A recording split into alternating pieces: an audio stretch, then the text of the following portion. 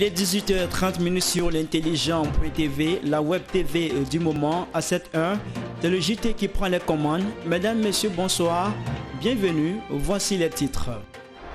Impact de la Covid-19 sur l'industrie du spectacle. L'apport du Palais de la Culture pour relancer le secteur. Tel était le thème de la troisième session de les jeudis de l'UJOCSI. La rencontre avait pour invité Koné Dodo, directeur général du Palais de la Culture. Cette rencontre a eu lieu le jeudi 14 janvier 2021. On vous conduira également du côté du Cameroun pour vous faire découvrir un maire atypique. Sa particularité, il danse sans retenue à chaque mariage qu'il célèbre. Pourquoi le fait-il? Des éléments de réponse vous seront communiqués dans ce journal avec Sarah Adiko. Voilà pour le sommaire. Merci de nous choisir pour vous informer. De la culture pour ouvrir ce journal, le directeur général du Palais de la Culture de Trècheville, Koné Dodo, était l'invité de la troisième session de la jeudi de l'UJOCSI, une tribune initiée par l'Union des journalistes culturels de Côte d'Ivoire, avec pour thème « Impact de la Covid-19 sur l'industrie du spectacle ». L'apport du Palais de la Culture pour relancer le secteur. La rencontre a eu lieu le jeudi 14 janvier 2021. Notre reporter Koné Nanourgo y était. Voici son compte rendu lu par Sarah Adiko. Troisième invité de la tribune de l'Union des journalistes culturels de Côte d'Ivoire, UJOCSI. Les jeudis de l'UJOCSI, le premier responsable du Palais de la Culture a profité de l'occasion pour indiquer les dispositions sanitaires arrêtées par son institution dans le cadre de la lutte contre le coronavirus et l'impact de cette pandémie sur ses activités. Je peux vous rassurer, personne n'a été licencié. Et tout ce que vous dites, le travail alternatif, même le télétravail, on a appliqué tout ça. Le Palais, c'est une entreprise d'avant-garde. On a appliqué tout ça. Maintenant, j'ai dit qu'il fallait remettre fin et que tout le monde vienne au travail. Face aux difficultés dues à la Covid-19, l'ex-manager de la star du reggae Alpha Blondy a affirmé avoir appliqué des réductions sur les tarifs d'acquisition des salles allant de 30 à 50%. Réductions dont a bénéficié selon lui les artistes et promoteurs au nom du ministère de tutelle. J'ai dit que nous avons les mêmes coûts, mais que nous faisons des efforts pour les opérateurs culturels. Pour pas les écrire, que j'ai dit que les personnes baissaient de moitié. En 2021, il prévoit mettre en place un circuit pour permettre aux artistes de circuler et de mieux gagner leur vie. Pour cela, il a indiqué avoir déjà signé des accords avec les palais de la culture de plusieurs pays de la sous-région, dont ceux de Bamako au Mali, Ouagadougou au Burkina Faso. Au terme des échanges, Philippe Kla, qui s'est dit satisfait des échanges avec le DG du Palais de la Culture, a évoqué les raisons de cette initiative de l'UJOCSI dont il est le président. Comme on l'a dit, c'est déjà d'imposer l'UJOCSI comme une association forte, une association qui compte tant dans l'univers des médias que dans l'univers de la culture. Il y a cette grande cérémonie de distinction que nous envisageons.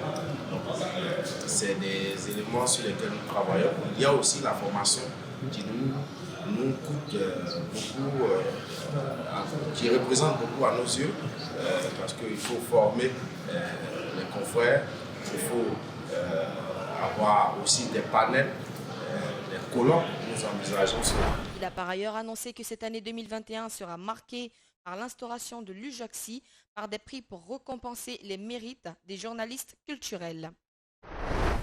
Et puis cette information pour refermer la page culture, le rappeur originaire du Burkina Faso, Smarty, est à Abidjan depuis le samedi 9 janvier 2021. Il y est pour travailler sur un projet musical avec Assalfo, lead vocal du groupe Zouglou ivoirien Magic System. Il quitte la capitale économique ivoirienne pour Ouaga le samedi prochain. Mais avant son départ, il sera avec nous dans ce studio pour échanger avec nous. Smarty, rendez-vous est pris avec lui demain à partir de 11h 2x0. Il se nomme Claude Samuel Monté. Il est le 4e adjoint au maire de l'arrondissement Yaoundé 2 au Cameroun. Cet officier d'état civil ne célèbre aucun mariage sans s'adonner à la danse. Pourquoi une telle attitude? Sarah Sako a feuilleté et voici ce qu'elle nous donne comme réponse à cette problématique. Nous sommes au Cameroun, précisément dans la commune d'arrondissement de Yaoundé 2. Ici, le mariage a une célébration toute particulière.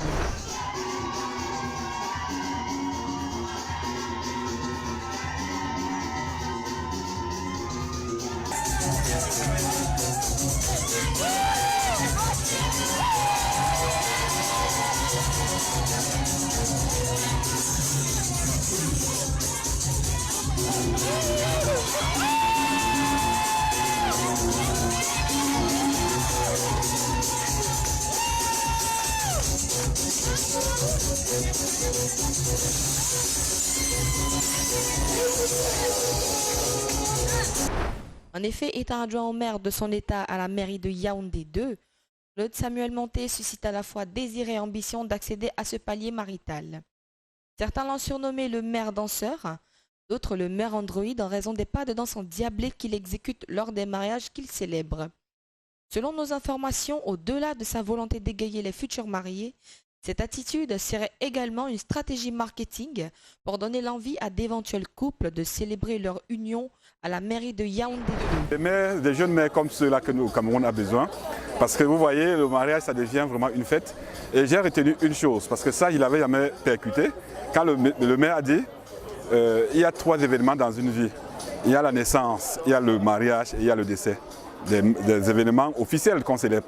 Mais seulement, on a la chance de célébrer son mariage, donc il faut en profiter. Et lui, il en profite et ça donne une vie. Ça donne une vie à la communauté, aux mariés, à tous ceux qui sont présents et surtout à cette institution qu'est la mairie.